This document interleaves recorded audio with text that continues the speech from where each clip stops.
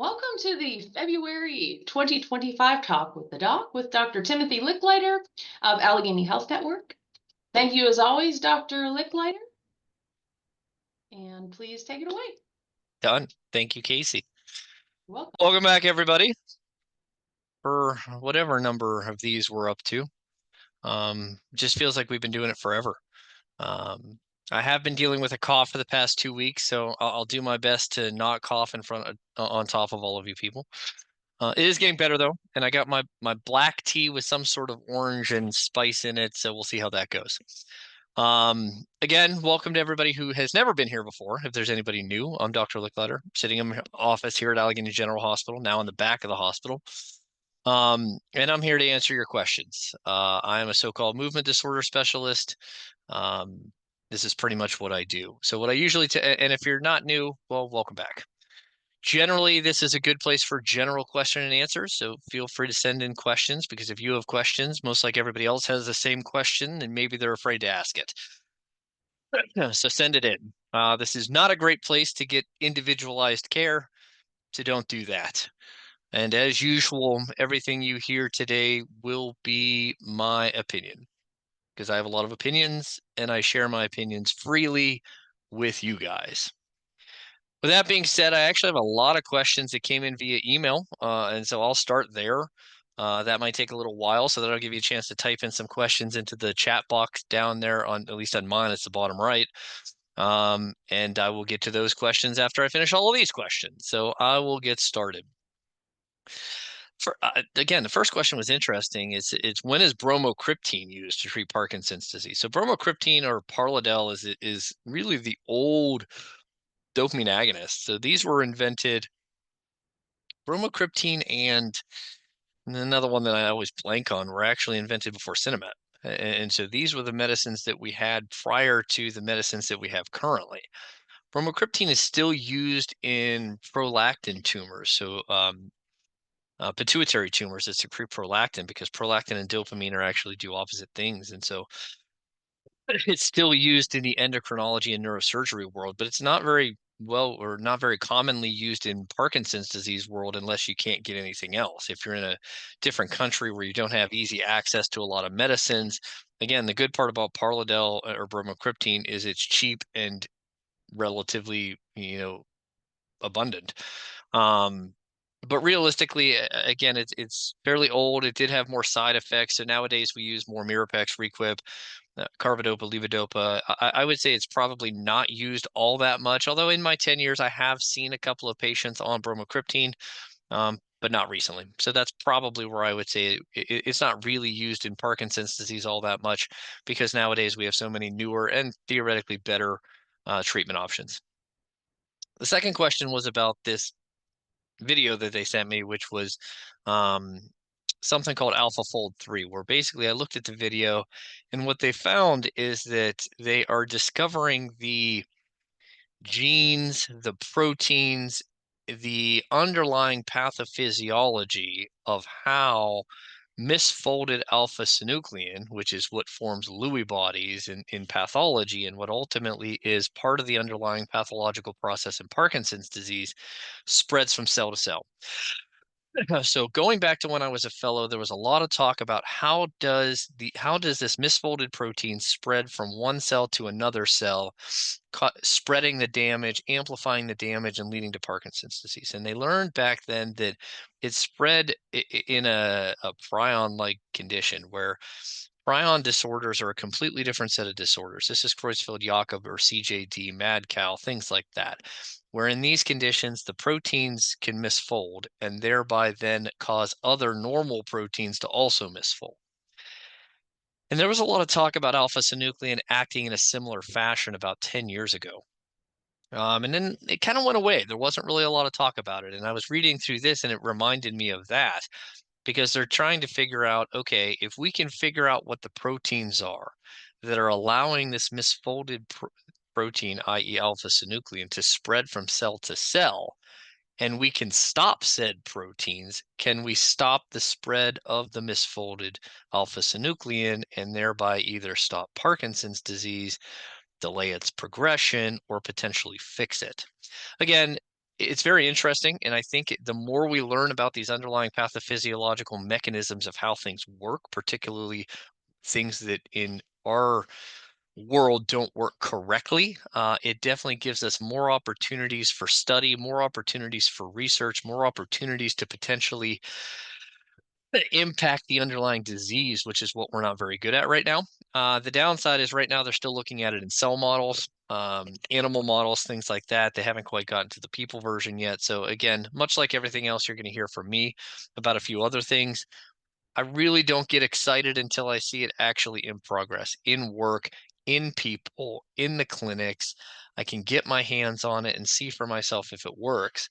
And so anything that's still in the cell line model or the animal model, so there are mouse models, there are monkey models of Parkinson's disease, but until it gets to the human trial aspect, I don't get overly excited just yet.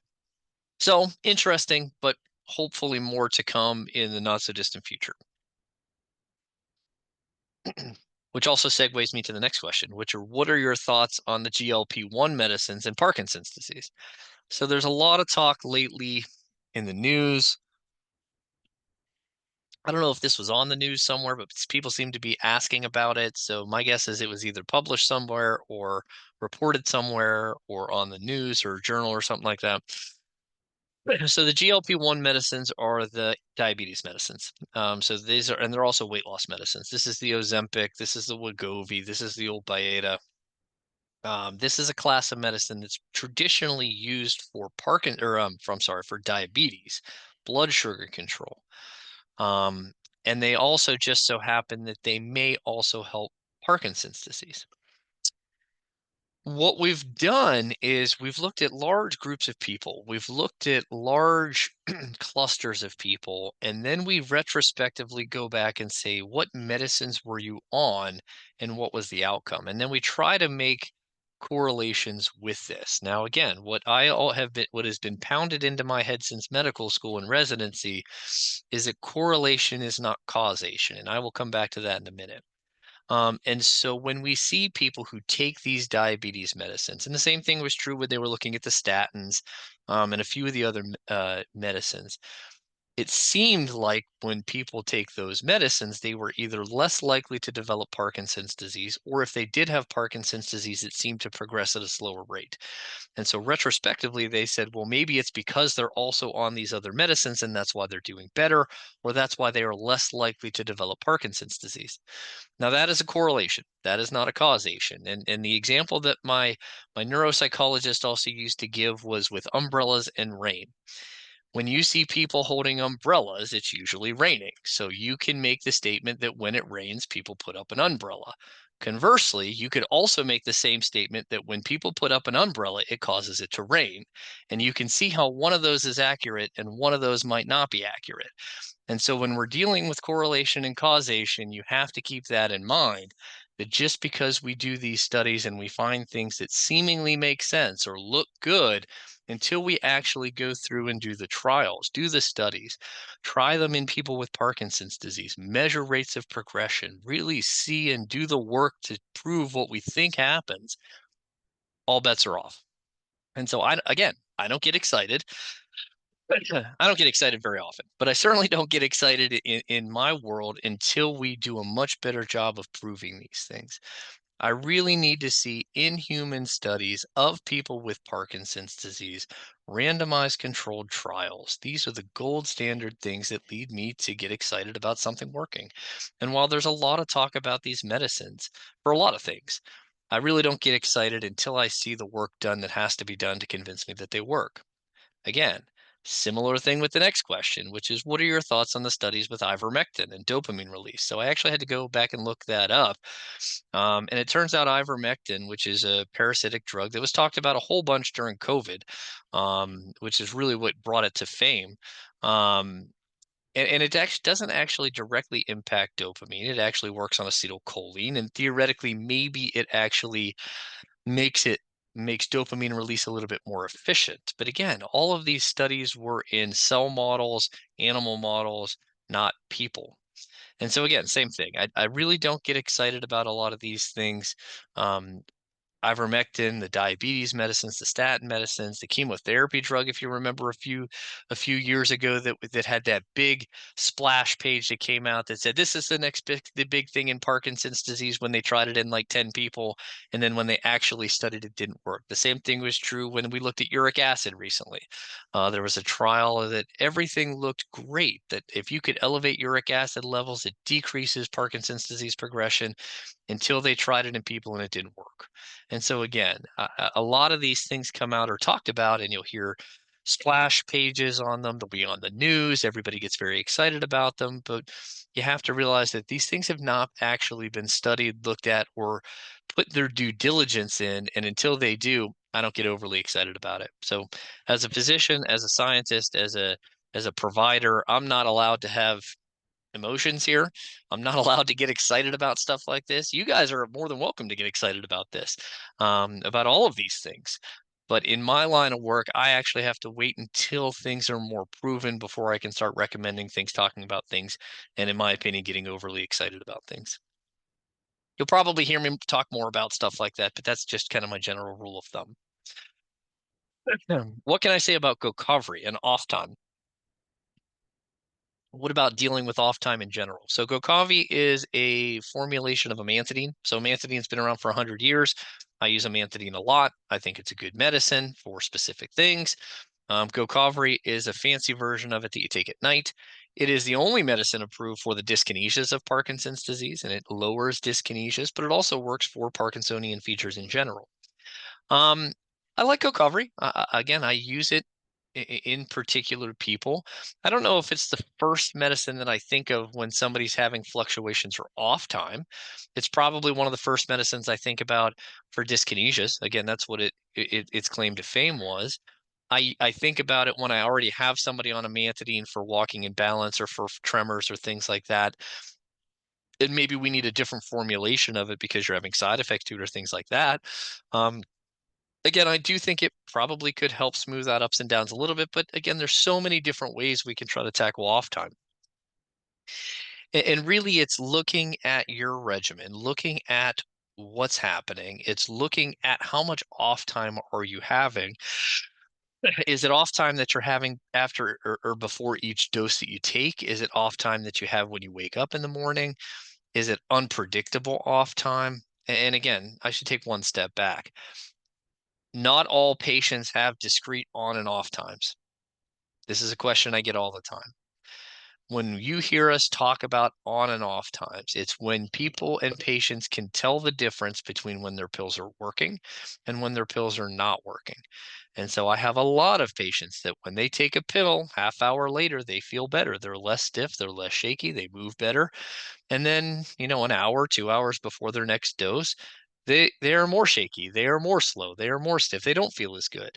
That's what I mean when you hear me describe on and off time. But believe me, I have had plenty of patients, and I'm trying to stay out of the trap here, where they say, "What do you mean about what is this on off time? I don't have any of that. I feel the same all day long," and that is okay. Not everybody gets fluctuations in on off time, but that's what we're talking about in off time. I have plenty of patients that do feel worse when either they're due for their next dose of medicine, they wake up in the morning, or sometimes unpredictably. The key is trying to find that pattern. If the problem is that 15 minutes before your next dose you're wearing off, well then maybe we just need to move your pills closer together. Maybe I need to switch to a longer lasting version of carbidopa levodopa. Maybe I need to layer in a Nupro patch or an a COMT inhibitor like Comtan or Ongentys. The hard part about what I do or learning what I do, and this is what I always plague the residents and the medical students with, is if you give me a problem, I can probably come up with no fewer than 5 or 6 different ways to try to solve said problem. Now, they don't always work. My ideas do not always work. Don't get me wrong. But I can usually come up with multiple different ways to solve any problem. And the key is tailoring it to you, trying to figure out specifically what is your problem and what is the best way to treat your problem so you feel better. And that is not the same for you versus you versus you versus you. Even if you come to me with exactly the same complaint, the answer and the end result or what we do may be different for whatever reason, tailored specifically to you. And so there's actually a lot of different ways you can deal with off time in general. And really the keys to success when you come to my office, if you're my patient and you come to my office, is describing what happens. And not just when it happens, but what led up to it's happening. Does it correlate with your medicines or timing of medicines or when you eat or when you exercise? Or the short answer is there any obvious pattern? Anything you can correlate it with or relate it to that's only going to significantly help me figure out what the best way to try to tackle it is. But that's Gokavri, and that's what off times are in general. And I thought this was actually a really interesting question, although I'm not entirely sure I know the answer. But the question was, is there a link between brain health and maintaining a suitable head temperature? Is it better to avoid head temperature extremes by wearing a hat when you're outside on a cold day or by not covering your head with a sheet and blanket in bed? I've never heard anybody report on this. The more I thought about it, the more I think that there probably is not. So your brain is fairly well protected. Your brain is protected from everything. Your brain is protected from the outside world by your skull and everything in between. Your brain is actually protected from the rest of your body by a blood-brain barrier. Your brain and your nervous system is actually very special in your body, and it is completely separate from just about everything else. And so realistically, I doubt that head temperature, external head temperature, would relate to brain temperature or brain changes. And so I doubt it. I think I just read something somewhere where, again, initially everybody said, "Oh, don't go outside with your hair wet because getting cold makes you sick." And then somebody came out and said, "No, that's silly talk. That's just old wives' tales, and that has nothing to do with getting sick." And I feel like I just saw something that said, "No, wait, maybe that is actually accurate." And so, huh, I don't know the answer to that question. I don't think it's going to have a lot to do with your overall brain health. Just be comfortable. That would be my recommendation.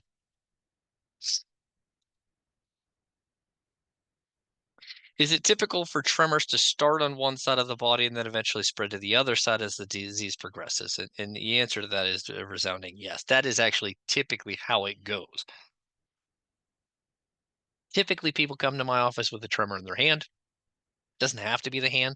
I have seen people presenting with an isolated tongue tremor, leg tremor, you name it, it could be a tremor. But I would say most commonly it's a hand, and it's usually one side.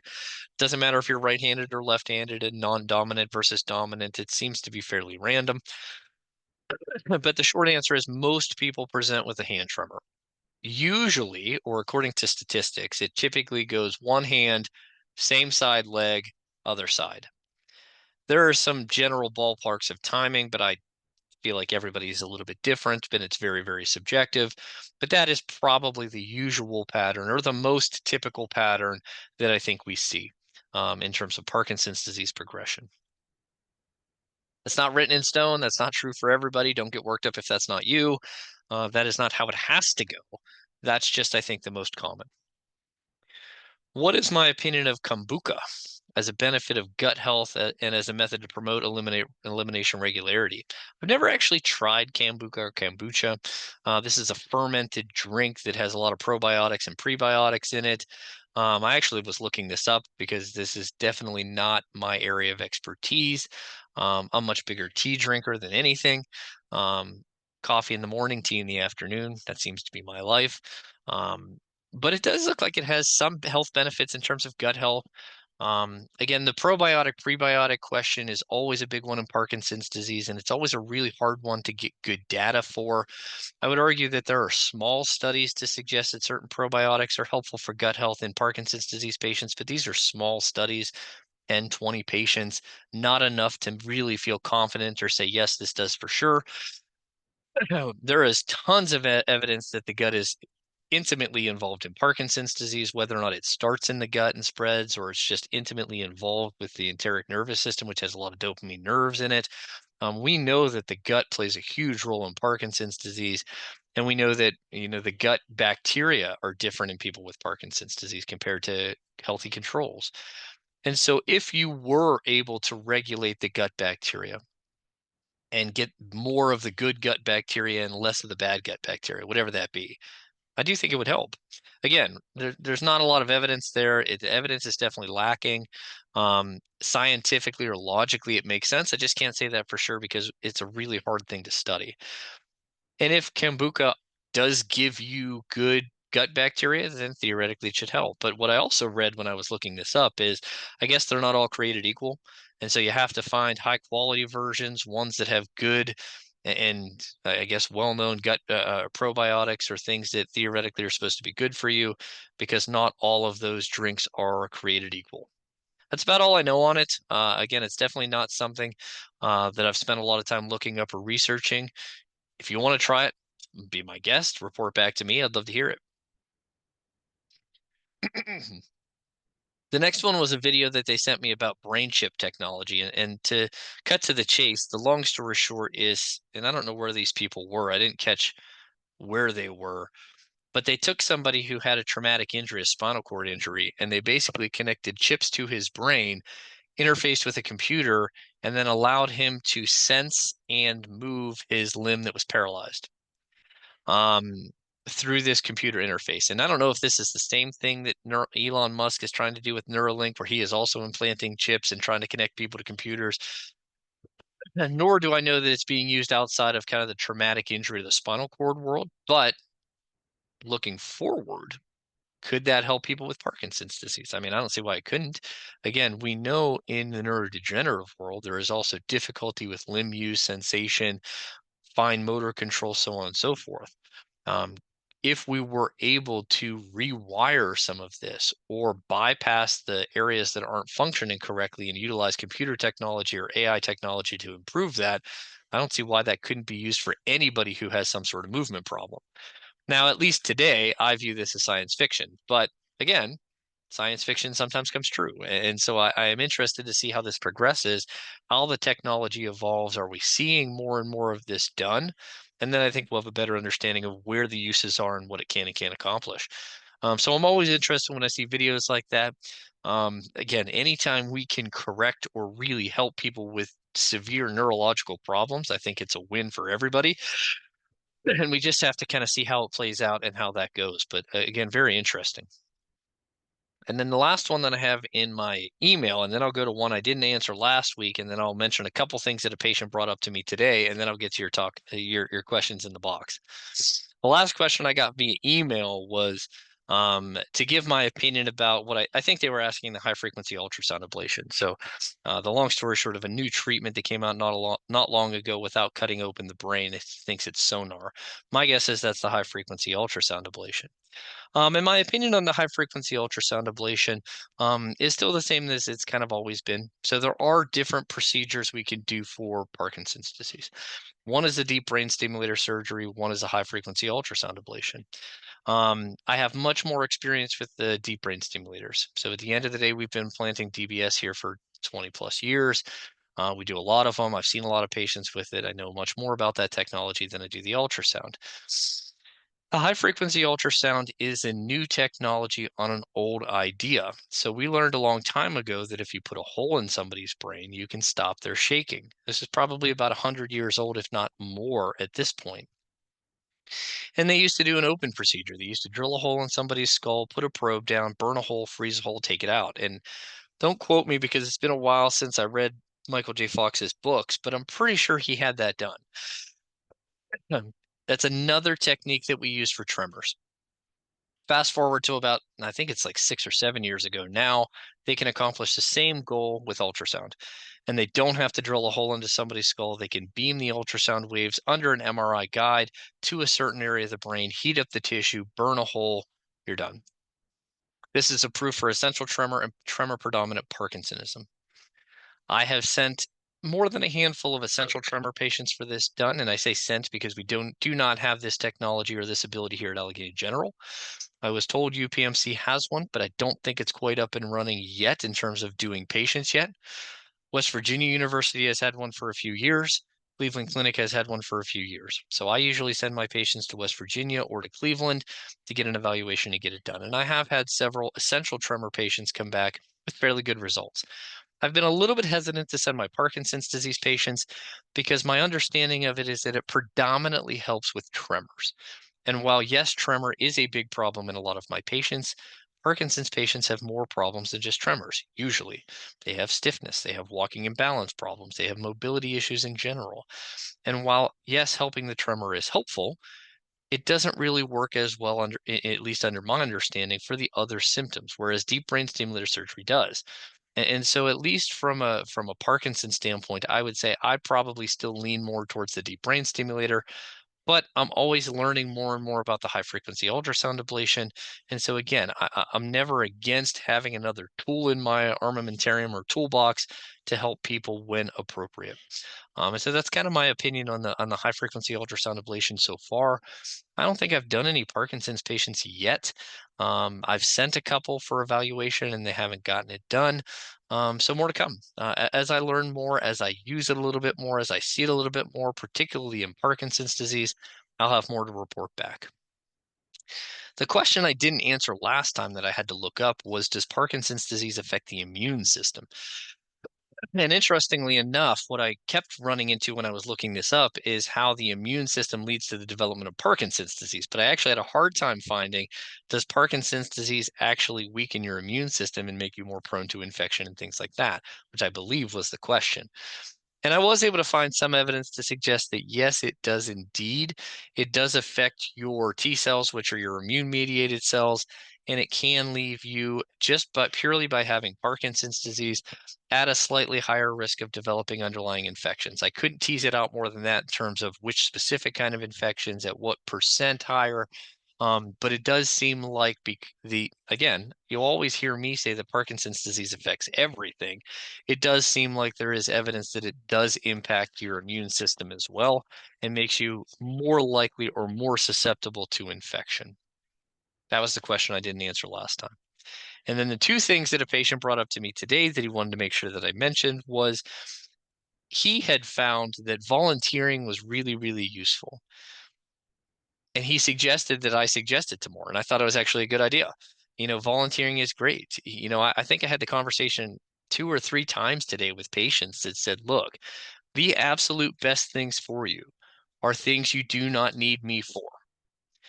They're relatively common sense health things. Sleep is important. Eating healthy is important. Drinking enough water is important. Exercise, I think is important. Getting out of the house is important. Socializing, interacting with other people is important. These are all things you don't need somebody like me to tell you is good for you. And yet they probably have more benefit than anything I ever do for my patients. If you can really focus on these lifestyle, life modification, life things, you will feel better. And he was using volunteering as an example. Not only was he helping the people that he was volunteering for, but it actually helped him as well. And so I thought it was a great idea. So I told him I would share it with the group today, because anything that gets you up and gets you moving and gets you out of the house and interacting with other people. And one thing that I thought that I forgot to mention in the last list that I just gave you, that is probably as important as anything else, is having a purpose. Work tends to give people purpose, right? But by the time people come to me, we're talking about they're retired, they're disabled, they can't do what they used to do. I take care of several doctors, and believe me, doctors do not retire very well. We are only good at one thing, and it gives us a big purpose. So most of us just keep working until we expire. But finding a purpose in life is actually really important, and volunteering was a way that he could do it. So I highly recommend that if you're looking for something, getting out volunteering with Parkinson's Foundation in Western Pennsylvania through Casey. I'm sure you guys have areas that things can do. He volunteers at the hospital. There's plenty of places you can volunteer and things that can get you up and get you out and be active. So I told him I would talk about that because I agree. I think that's really useful, and things to think about. And the other thing that he asked me to talk about was the use of pills as needed. So we always talk about medicines, and unfortunately, every time you come to my office or my patients, medicines seem to be a one-way street, right? And we start you on medicine, and then we almost never take them away. It's really just, how can I give you more? Believe me, that's not my favorite idea in the world, but that's just the way things seem to go. Is how can I get you feeling better? And usually that unfortunately means more medicines.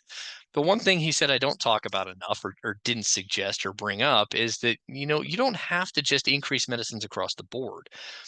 In my view, that you have a lot of leeway, a lot of flexibility with the medications. So if you're on, let's say you're on a pill 3 times per day, but you're having some downtime, that doesn't mean we necessarily have to go to 4 times per day or add in another medicine. It is not outside the realm of possibility to stick with 3 times per day and then take another pill as needed when you need it. The long story short, and he wanted to make sure that I emphasize this, so I said I would, is that we have a lot of leeway and a lot of flexibility with the pills.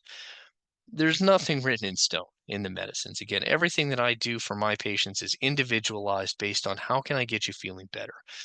And generally the rule of thumb is how can I get you doing better on the least amount of medicine as possible. That really is my goal. And so one thing that I guess I don't mention enough on here or even in my patients is that we don't just have to layer on medicine standing. There are ways you can try taking medicines as needed. He thought that was an interesting idea. I assured him that I would talk about it today, and I feel like I've done everything that I promised. All right. That's all the questions that I had in my email. So now I'll jump up to your chat box, keep throwing them on the end, and I will answer these as best I can. Is it usual to adjust Parkinson's meds after DBS surgery? Yeah, I would say 10, if not 10 times out of 10, 10 times. All right, Donna, you want to jump in first, Donna? You had your hand up. I just wanted to ask you a question about that comment that Sure. of taking medicines as needed. Are you referring to carbidopa levodopa? I find it, I probably do it the most with carbidopa levodopa. Now, there are as needed medicines. So Imbresia isn't as needed medicine. We used to have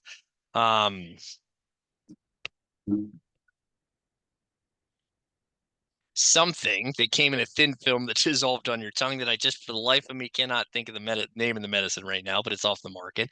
And we have Apoquin. These medicines were invented to be as needed. A lot of the medicines aren't great as needed. Mirapex probably doesn't work great as needed. Requip Azilect doesn't work as needed. But I have used Parcopa when we could get it, the oral dissolving film or levodopa version, but even regular Cinemet. I have had plenty of success having patients take it as needed. So in terms of the medicines, yes, I would say that's probably the one that I've had the best success with taking as needed. So even regular carbidopa. So if you want to only take a little bit, you have to break them up.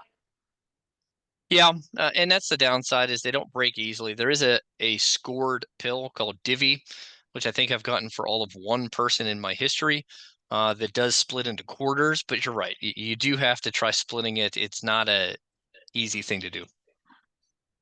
Because my question's coming up about Cinemet. Because recently, Vicky preferred Mylan as the manufacturer. She found that that worked the best. I don't know how many other people prefer specific manufacturer. That's actually a great question. And then what I'm finding too, Doc, is that there's only a few of the generics that are scored to cut. Mylan being the one, and Dr. Reddy being another one. Yeah. But we've been taking this for so long. Then why did we demand all of them to be scored? Ooh, I don't know. Who do we? I don't know who we demand that from. I'm not sure. Pharmaceuticals, how we're taking it. The pharmaceuticals don't care what any of us say. At least not in my experience. They don't listen to me either. I mean, we can ask. I don't see why you can't ask, but I mean, at the end of the day, I would doubt that anybody's going to change up their entire manufacturing production because, oh, Donna said we should score these pills, or Dr. Leichliter said we should score these pills.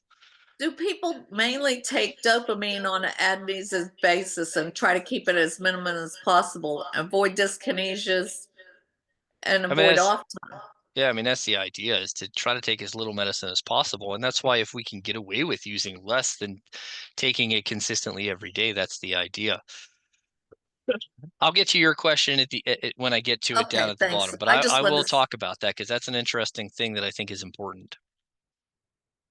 All right. So is it usual to adjust Parkinson's disease medicines after DBS? The short answer is yes.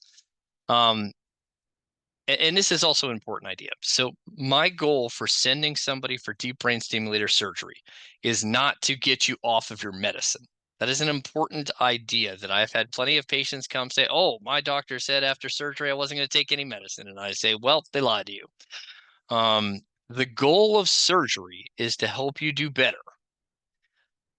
10 times out of 10, 9 times out of 10, maybe, that is a combination of medications and stimulation.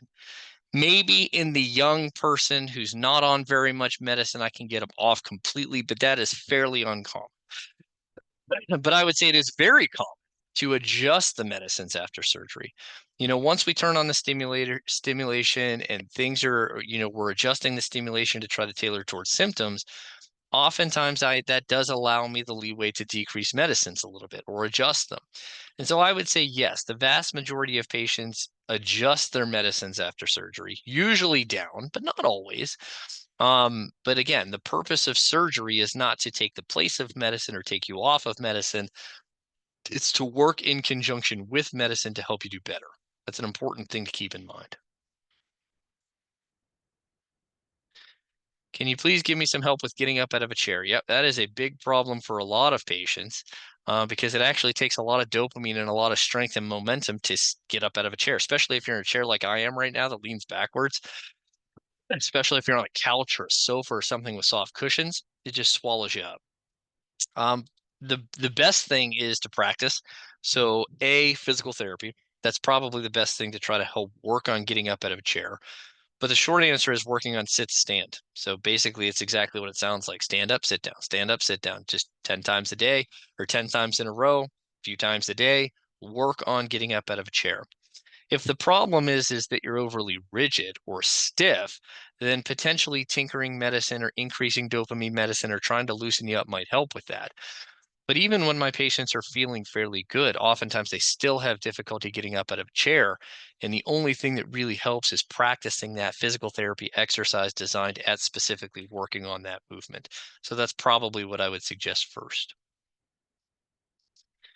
Do I ever prescribe memantine for my Parkinson's patients? Yes.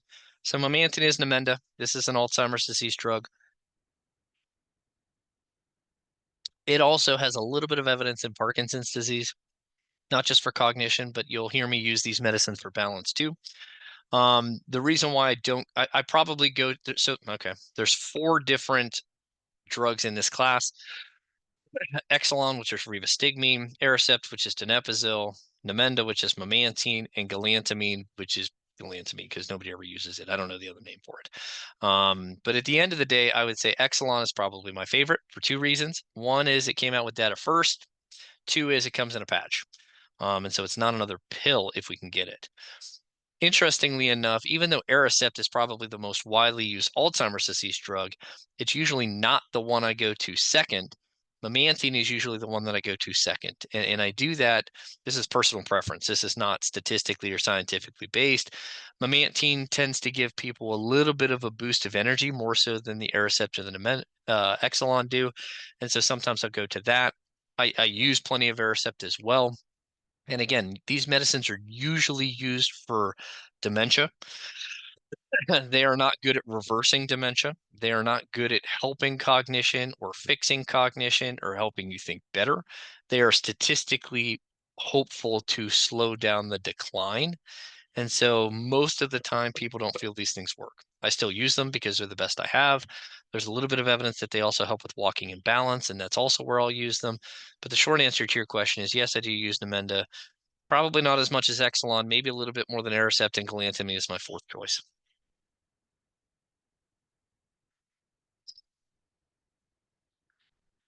I had myoblock injections in January with some success, without success, still having coughing, choking at night. Should I try a stronger amount or something else?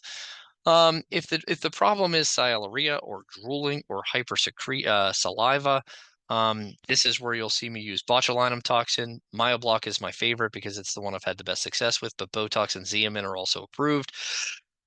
And what I usually do is if one doesn't work, there's not really a lot of leeway in terms of adjusting the dosage of these injectables. There's kind of a standard dosing and then it either works or it doesn't. Sometimes if it works too much, I can decrease it, but almost never can you get away with increasing it.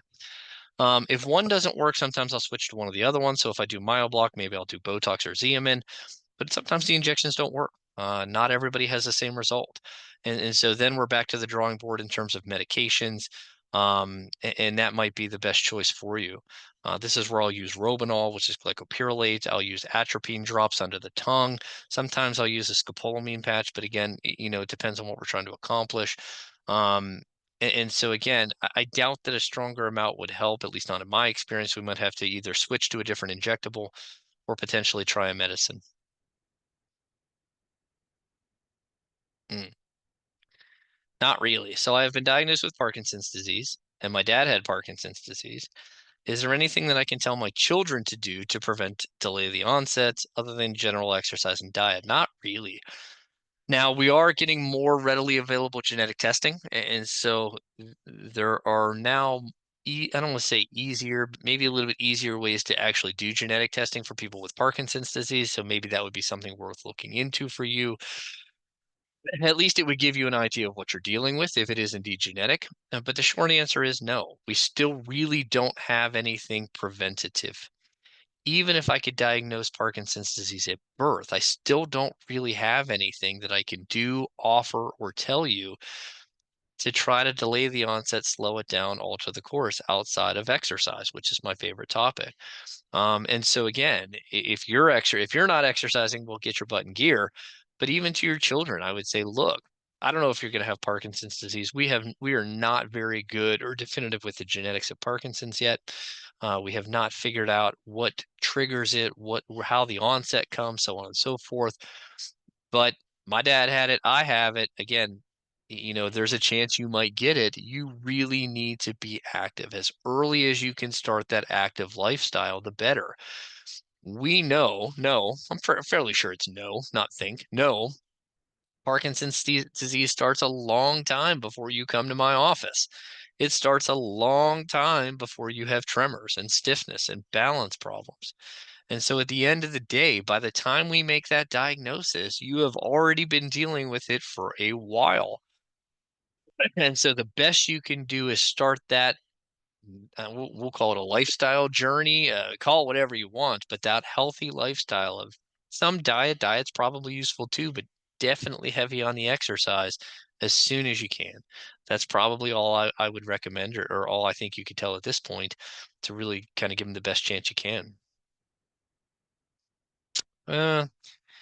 Are swallowing issues an absolute with PSP? And if so, do they come on slowly, come and go, or just start out of the blue and nonstop? So PSP is progressive supranuclear palsy.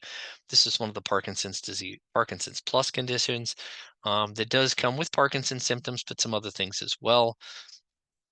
I don't know that I've ever seen a PSP patient who didn't have in some way, shape, or form swallowing problems. Usually I would say it's more gradual, but again, if you don't notice it, it can seem like it comes out of the blue. And it's something that we have to work on or think about or pay attention to because choking is such a dangerous problem. Now that's true for Parkinson's disease patients too, although I don't think everybody with Parkinson's disease is going to end up with a swallowing problem.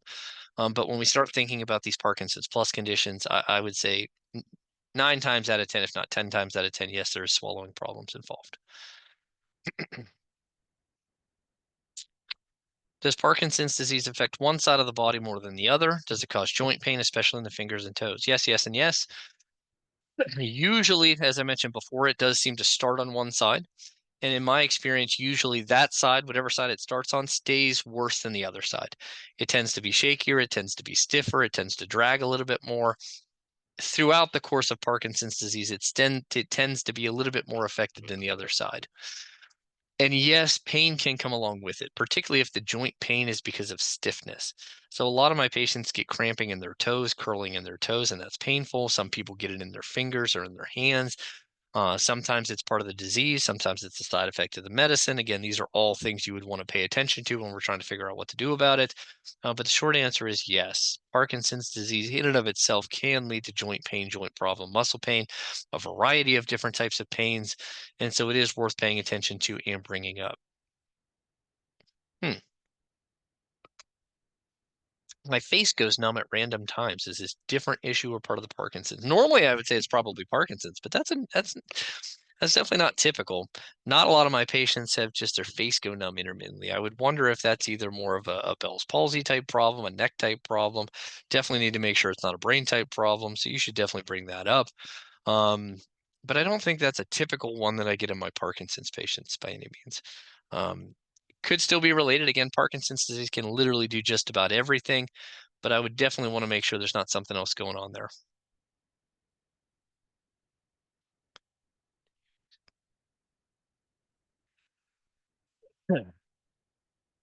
If the person's eating is not decreasing, but they're losing weight, 5 pounds a month is a lot.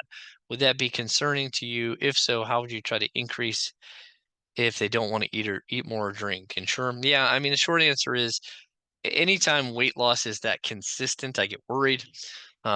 Again, and a lot of my patients say the same thing. Oh, I eat a lot, but I'm still losing weight. And I say, you're probably not eating as much as you think you are. Because the entire GI system is impacted in Parkinson's disease, mainly manifesting as constipation, which is the most common, but it's not just constipation. The small bowel is affected, the stomach is affected, the esophagus is affected. Because the stomach is affected, particularly stomach emptying is affected, food sits in the stomach longer. So your stomach does not empty food as quickly or as readily or as consistently as it does in quote unquote normal people. And because of that, food tends to sit there. And not only does that interfere with absorption of things and pills and medications and things like that, but you don't feel hungry very much. You're constantly full. And then when you do eat, you get full quicker because you already have food in there. And so that's what I think usually leads to weight loss or decreased appetite or decreased eating in my patients. And the short answer is yes, it is an issue. I refer people to a nutritionist or dietary people relatively frequently. I refer people to gastroenterology fairly frequently. Yes, Boost, Ensure, the protein drinks tend to help, but people tend to get sick of them and don't really like them.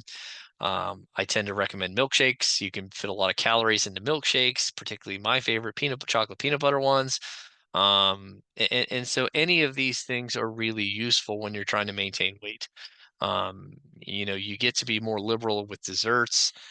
Because again, weight loss is not an uncommon problem in my world, and it does get worrisome because again, the more weight you lose, potentially the more frail you become, the more brittle your bones become. If you fall, there's less there to kind of support you, and so all of these are kind of things that have to be thought about.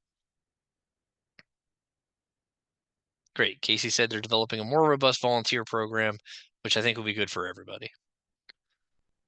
Don, I finally got to your question. Since Cinemet and Cinemet CR went off patent for Merck and Merck stopped making it, there are about 10 different. That's good news. I didn't know exactly how many generic manufacturers there are, but I knew there was quite a few of them. Do you find any of your patients prefer a certain generic manufacturer over others, and only a few of them do score pills? So I think the idea of generic medicines is really, really important for everybody to be aware of, because at the end of the day, all generics are not created equal. Believe it or not, to be counted as a generic, I think that drug companies have 10, if not 20% effectiveness on either side of zero. In medical school and in residency, we learn this the hardest in epilepsy because you take somebody who is very stable from a seizure standpoint, you switch their generic Dilantin or whatever seizure medicine, all of a sudden they have breakthrough seizures. But it's not just epilepsy, it's everything. Parkinson's disease is no different. All generics are not created equal, and I have had plenty of patients say this generic works the best, and then we try to get it. Try to get it means I do have some power in my ability to write on a prescription brand medically necessary. And it can be a generic. It doesn't just have to be the brand version. I think you're right. Brand Cinemet actually doesn't exist. But now I don't know, and this you'd have to fact check me on. I don't know the legality of this. I don't know that the pharmacist is held responsible to do what I say. I do not think they are at the mercy of absolutely having to listen to that recommendation. But I have found success in doing that, particularly if you go to a pharmacy where you know the pharmacist or you can talk to the pharmacist. Now, with the way that insurances have all gone, everybody gets their mail order prescriptions. And I actually don't think a pharmacist exists if you tried calling Express Scripts or Caremark. And so that makes it a lot more difficult. But if you go to a pharmacy and you have a relationship with your pharmacist, they may be able to particularly or specifically order that brand of medicine for you. Because again, they are not all created equal. Some are more potent or more beneficial than others. Not everybody notices this, but some people do. I hear not infrequently that, hey, my pills changed. They changed color, they changed shape, whatever, and now they're not working as well. And that's usually what it means. On your bottle, it will tell you what the manufacturer is. You just have to look, and then we go about trying to do it. Again, not surprisingly, healthcare is a business.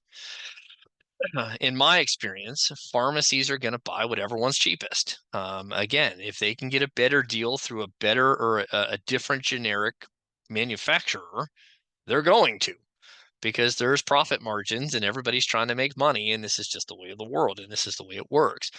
And so again, if in your case you find that a specific generic works better, bring it up to your doctor. There are things I can write on the prescription to try to help facilitate that, but really having a relationship with your pharmacist is actually probably the most important part of this, because that's where I've had experience where people were able to get the specific manufacturer that works best for them. I don't know how to get them all to score their pills. That would be ideal, but I think that's probably asking for a bit much. But again, if you do find that a generic works better, bring it up to your pharmacist, bring it up to your doctor, whoever's prescribing it, and see if they can make that happen. I have had success doing that. Please explain in a little more detail how poor sleep can make Parkinson's symptoms worse. Physiologically, what's going on in the brain to create this end result? That's a great question. I'm not entirely sure I can answer that part. I don't know that I know for sure what pathophysiologically is happening in the brain in somebody who is not getting good sleep. I can speculate, and I will in a second. Every single person on this call, I would be willing to bet, because every single patient that I see tells me everything's worse when you're tired and fatigued. Again, as the day progresses, as you get more tired, tremors get worse, walking gets worse, thinking gets worse, etc. I don't think I have ever once come across a patient who said, you know what, I actually do better when I'm tired. Maybe, but I don't think I've ever seen that person. And so at the end of the day, we know that as fatigue sets in, as tiredness sets in, as whatever sets in, symptoms do get worse. People are less mobile, their walking gets worse, they fall more, they shake more. And so obviously, or maybe not so obviously, but to me it's obvious that if you're not sleeping very well and your sleep is disrupted or you're having poor sleep, you are invariably going to be more tired throughout the day. Thereby, your symptoms are indeed going to be worse. I think that lack of sleep probably decreases the efficiency and the efficacy of release of dopamine and the receptors themselves. It probably also decreases your mitochondria or your powerhouse cells that allow those cells to function better. And it probably also slows down the degradation of byproducts of cellular debris. All the things, in my opinion, that things like antioxidants and things like that are supposed to do, I get the feeling sleep also does. And so if you're not sleeping very well, I have a feeling that those things will build up. And that, again, I could be very wrong. I'm making a lot of this up. That, I think, it could be the underlying mechanism of how sleep impacts the symptoms. But at the end of the day, even though I'm not entirely sure how it affects the brain and the symptoms, I know that it does, because that is what I hear time and time again. Poor sleep is not always easy to fix, though. And at the end of the day, that makes it a lot more tricky. I mean, I have a few medicines that I use in my toolbox to try to help people sleep better. There's a whole host of things you can do non-pharmacological to try to help yourself sleep better. But the short answer is anything you can do to get consistent and better sleep will definitely help you do better during the day. So hopefully I answered that question well enough. Even though I don't actually know the answer to the question that you asked. Yeah, everybody. Man, you guys are asking all the good questions. I had an intestinal virus for a couple of days. It seems that my walking and balance got worse since then. Have you seen this in anyone else? And the short answer is yes, I've seen it in everybody else. So just like missing sleep makes you worse, fatigue and tiredness make you worse, infections 100% of the time. I don't even think I'm going out on a limb on that one. 100%. I'm not even going to say 9 times out of 10. I'm going to say 10 times out of 10. Infections make everybody worse. As soon as somebody calls me up and says, I am really worse, I was walking 2 days ago and I can't get up. He was thinking clearly. Now he's very confused and hallucinating like crazy. The first place I check is for a urinary tract infection. It doesn't have to be a urinary tract infection. It just commonly is. And so UTIs, gastritis or bowel infections, diarrhea, flu, COVID, colds, you name it, any kind of infection, anything that stresses the system makes people worse. And not just the typical things worse. They definitely make physical symptoms worse. Everybody who gets infected is shakier, stiffer, slower, more likely to fall. But even people who are clear at baseline become confused. Even people who have never had a hallucination in their life, they get a urinary tract infection and now they're hallucinating like crazy. So anytime there's an abrupt change or things are significantly worse, at the end of the day, the first place I look is for an infection. Parkinson's disease progresses, but it doesn't progress like that. Nothing gets worse like that immediately unless there's an underlying trigger, unless something else happens. And so, yes, I would say 10 times out of 10, if you get any type of infection, be it an intestinal virus, a urinary tract infection, the flu, COVID, the bird flu, or whatever's coming next, it does make everything worse 10 times out of 10. All right, a couple more questions. Got a couple minutes, got a couple more questions. It'll be perfect. Have I ever heard about advanced Parkinson's patients that have severe off, having the feeling of being choked and unable to breathe? Yes. So two things. So one is you can get a tightness feeling here when you're stiff. And if you're wearing off, if you don't have any medicine on board, everything can become stiff, rigid, and seize up. And it can affect the throat, it can affect the chest, it can affect the feeling of breathing. I don't know that I've ever seen somebody who couldn't breathe or had to be intubated because they were off. But at the end of the day, I feel like it's more of a sensation of not being able to breathe or being choked. Likewise, that can also be a side effect of medicine. So you can get ventilatory dyskinesia. So just like you get squirmy movements outwardly, you can get internal squirmy movements too. And that can also give you a feeling of shortness of breath. So there are actually several things in true Parkinson's disease. And this is not even including the Parkinson's plus conditions where maybe this is even a little bit more of an issue.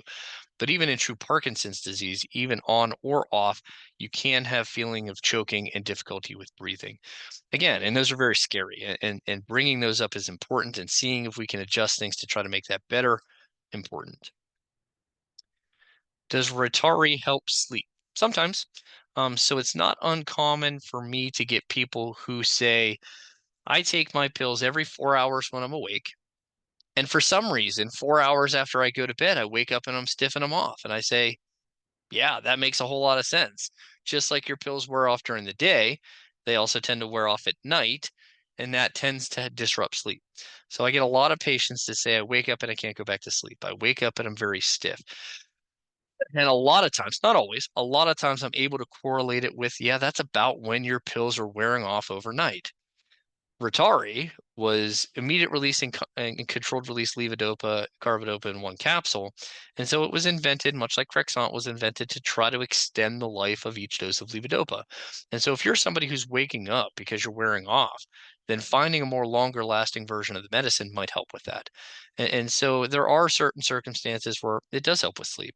It's not the only thing. And just if we put you on more medicine and you feel better, that will also help you sleep, particularly if you're not sleeping as much during the day or if you're more mobile during the day. So there are a couple of ways where it can help sleep. I don't know that there's anything specific about Rytari putting you to sleep or being a sleep aid, but if it's helping your Parkinson's symptoms and that in terms allows you to sleep, the short answer is yes. Do I recommend the RSV vaccine at this point in the year? I recommend whatever the PCPs are recommending. I actually don't do a good job of following up with preventative medicines because that's not exactly what I do. And so I highly defer to primary care doctors on that. But I also tend to agree whatever vaccines the primary care doctors think you should get, you should get. I don't know if RSV is what I got, but I've been coughing for about 2 weeks. My entire family was coughing. most of the people in the office were coughing at some point. And so I do know that whatever cold that I have, that I think I'm finally getting over after 2 weeks, is really rampant and going around. I also just had a patient today who was hospitalized for the flu. Again, so these things really are still issues. And so if your primary care doctor is recommending a vaccine, I highly recommend doing whatever they tell you to do. Same thing for the COVID boosters. I don't know. I got one. They told me they were recommending it. I don't know if they are or not. I got one when I got my flu shot. I don't know. Again, I don't do a very good job of keeping up with the infections and which vaccines they're. I highly depend on primary care doctors to tell patients what they're recommending. If a primary care doctor is recommending it, or if there is evidence, or the CDC or whoever the ultimate gatekeeper for recommending these things is recommends it, I definitely think you should get it. I have come across very few people where again, I've had patients tell me that it flares up their symptoms or it makes things worse. And in those people, I say it's up to you. Um, but I think the risk of getting these diseases or these infections is worse than whatever the vaccines are going to do. That's been my experience. That's subjective. Again, everybody gets to make their own decisions. And so unless there's a reason not to get it, I definitely think you should get your vaccines. All right. Last one. I was noticing that my pills were wearing off every 5.5 hours until I increased my exercise routine from 1 to 2 hours per day. Now I don't notice decrease of effectiveness some days for 6.5 hours. Could this be related to exercise or just coincidence? I'd like to take the credit and say, yes, it's probably exercise, but it's probably more coincidence. I don't think exercise is that good in terms of affecting on and off time that well. In fact, I would argue that when my patients tell me they exercise a lot, it tends to make them shakier and stiffer, or they notice that they have more symptoms right afterwards, but to each their own. But again, exercise is my favorite topic, so I highly recommend you keep doing as much as you can. And if you're noticing that your pills aren't wearing off, great. We'll give exercise the credit for that. And with that, I'll stop. Donna, what do you want to go over? I just wanted to make a comment about the generic Mylan. What I found out, Yeah. because Vicky prefers Mylan, and when we tried to get it at Giant Eagle, they said it's not being manufactured by them anymore on their drug list. Mm-hmm. But then when I talked to the pharmacist further, Mylan was bought by another company. Hmm. Do you know And which so one? it might come back, but they have to go through things. So I just wanted to let you know about that in case any of your patients like Mylan the best. It's going to be a while till we can get it. Yeah, and that's the thing with drug companies. Again, drug companies are also trying to make money. And so if they're not going to make money by making generic Sinemet, they're not going to make it. I mean, this is what happened to Parcopa. So the oral dissolving levodopa, which some people really liked, went off the market because the one maker who was making it wasn't making any money off of it.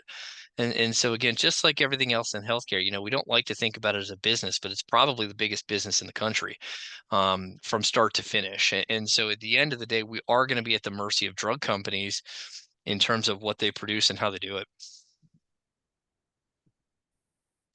And with that, I will end. So thanks everybody for the attention. Casey, I'll send it back to you. Yeah, thank you, Dr. Leichliter, for everyone attending. Please check our upcoming events and programs, and reach out if you need anything in the meantime.